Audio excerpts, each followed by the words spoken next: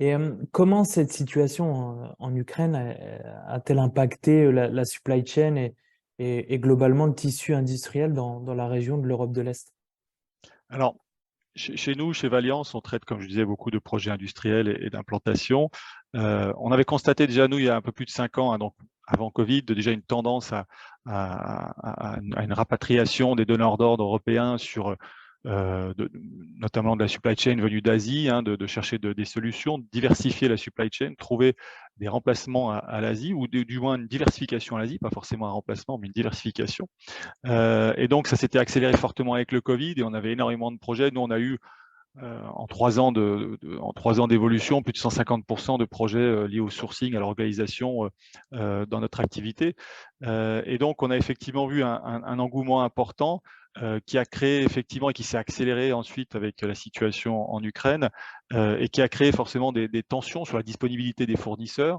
Et donc, on avait effectivement, il a fallu mettre des moyens beaucoup plus importants pour pouvoir identifier des fournisseurs, pour pouvoir mettre en place une supply chain et sécuriser une supply chain pour nos clients. Et donc, on a beaucoup travaillé sur ces projets-là depuis 4-5 ans. Et c'est véritablement les industriels d'Europe de l'Est ont réussi à prendre on va dire, pour eux, opportunité, hein, il fallait gérer ce flux de demandes euh, pour, euh, pour, euh, pour développer des nouveaux projets, pour assurer la supply chain des donneurs d'ordre européens. Et nous, au sein de Valiance, on a réussi à transférer des beaux projets, hein, notamment dans la plasturgie, dans l'aluminium, des transferts qui venaient d'Asie de 1 à 2 millions d'euros de production sur la zone Europe de l'Est. Mais ça a nécessité des efforts importants avec une implication forte des dirigeants, des visites régulières des fournisseurs, venir s'impliquer. Et là, on a réussi à trouver des opportunités importantes.